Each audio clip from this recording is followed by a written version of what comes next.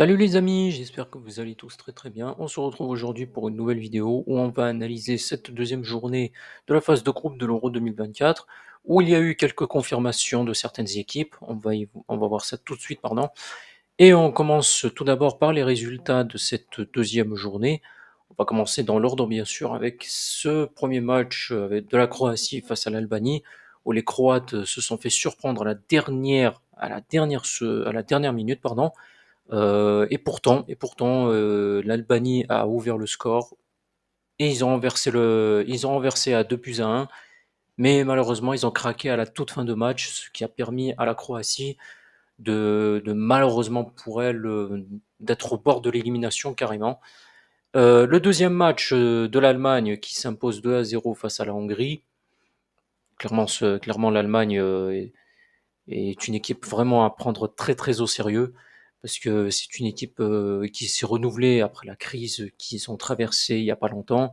Donc on peut voir vraiment que les Allemands sont bien partis dans cet euro, dans leur euro qui joue à domicile. Le match suivant, l'Écosse a fait un partout face à la Suisse.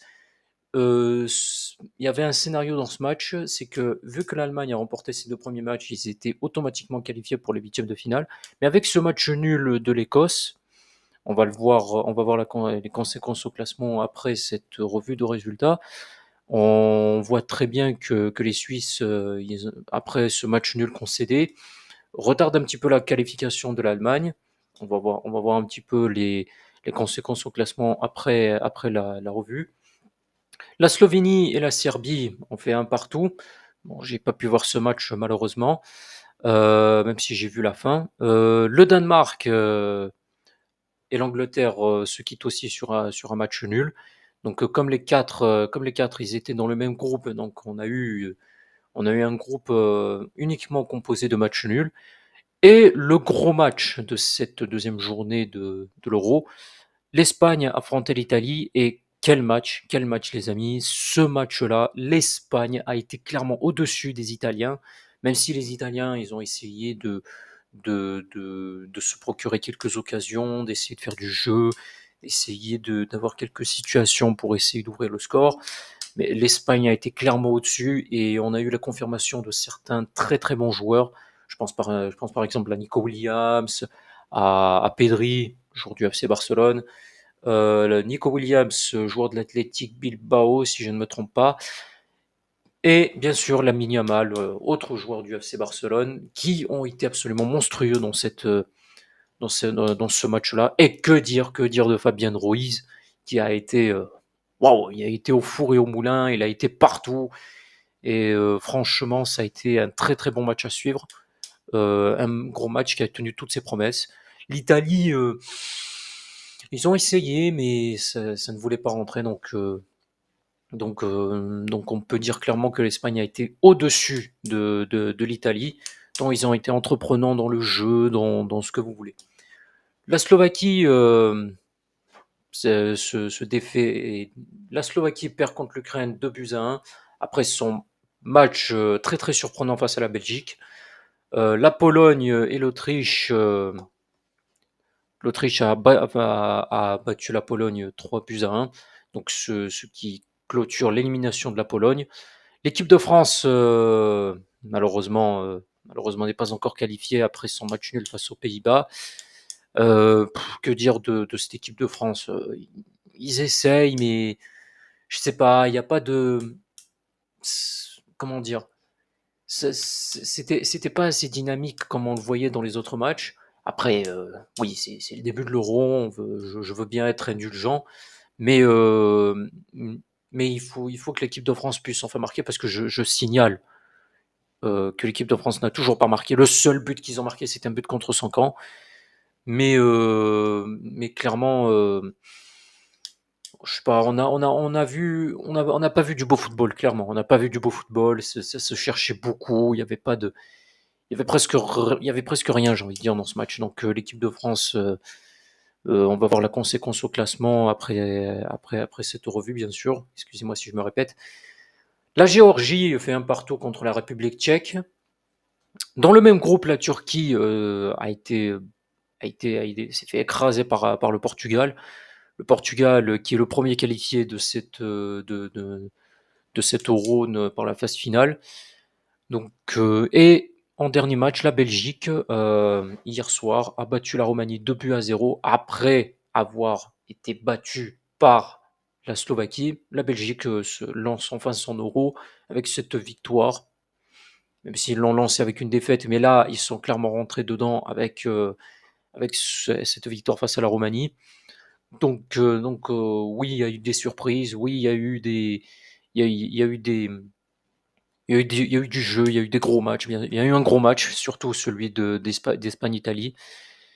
Malheureusement, le seul regret que je peux avoir sur ce match-là, c'est que le but marqué, c'est un but contre son camp. J'aurais aimé avoir un but des Espagnols bien construit, mais avec les tonnes d'occasions qu'ils ont eues, ça aurait même pu être beaucoup plus large que ça, très clairement. De même pour le Portugal, qui aurait pu mettre beaucoup plus de buts que ça, tant la Turquie a été en dessous de tout après être passé par un match extraordinaire face à la Géorgie. Les Turcs n'ont pas su réitérer cette performance face au Portugal qui était bien au-dessus. Donc on va voir tout de suite la conséquence au classement.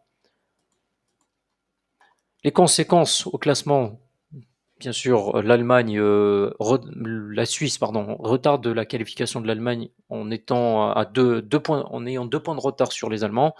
L'Espagne est d'ores et déjà qualifiée, c'est le premier qualifié de ce groupe B. L'Angleterre, le Danemark, la Slovénie et la Serbie, ça a été le seul groupe où il y a eu que des matchs nuls sur le même score, donc pas de grands changements au niveau du classement.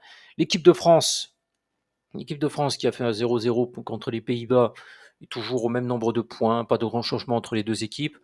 La Pologne est éliminée de cet Euro après ses 2 défaites contre les Pays-Bas et contre l'Autriche. Le groupe E, là, on a eu clairement une inversion des résultats par rapport à la première journée. Euh, chacune des équipes sont à 3 points. Le groupe F, le Portugal, déjà qualifié, la Turquie deuxième, qui peut se qualifier bien sûr. Euh, mais on a très bien vu que les Turcs, avec cette défaite face au Portugal, on va voir un peu, avec cette défaite face au Portugal, pardon, on va voir un peu comment ils vont se relever, tant ils ont montré de très bonnes choses face à la Géorgie. Mais bon, là, entre la Géorgie et le Portugal, c'est presque pas le même niveau. Donc, avec cette revue, on peut un petit peu tirer quelques conclusions. On peut se mettre quelques idées de certaines équipes supposées favorites de cet Euro. L'une des déceptions pour moi en tout cas, c'est l'Angleterre. L'Angleterre qui, je ne sais pas ce que fait Gareth Southgate avec ses joueurs, mais très clairement, ce n'est pas du tout serein. Ce n'est pas rassurant. Je les vois pas. Comment dire? Enfin, après, ça peut changer, hein, je n'ai pas la science infuse, mais très clairement, on voit que l'Angleterre je sais pas, il y a pas de dynamisme, il y a pas d'animation. L'animation est très mauvaise. Voilà, l'animation est très mauvaise. Déjà face au Danemark, c'était pas folichon non plus. Sur ce match-là, l'Angleterre a été une vraie déception, clairement. Mais aussi, l'une des autres déceptions, c'est la Croatie, qui, avec qui est une équipe assez vieillissante, avec Modric, les Perisic, les Kovacic et j'en passais des meilleurs. On voit clairement que c'est une équipe en transition qui, malheureusement, est très vieillissante. Très clairement, on sent que certains joueurs n'y y sont pas du tout. Même les plus jeunes sont embarqués dans ce collectif, comment dire, dans ce collectif catastrophique, clairement, il faut le dire. Mais est-ce que c'est normal parce que l'équipe est vieillissante? Je me pose réellement la question. Donc voilà, c'est déjà la fin de cette vidéo pour ce débrief de cette deuxième journée. On se retrouve peut-être pour le dernier match de l'équipe de France face à la Pologne. Je pense se faire un débrief dessus. Et puis aussi, je ferai une vidéo spéciale après cette dernière journée de la phase de groupe de l'Euro pour tirer quelques conclusions sur cette préparation, on va dire, à la phase finale de cet Euro. Donc voilà, j'espère que ce débrief vous a plu. Si c'est le cas, n'oubliez pas de commenter, de liker, de partager, de vous abonner aussi, en n'oubliant pas d'activer la cloche. Sur ce, je vous laisse. Salut à tous!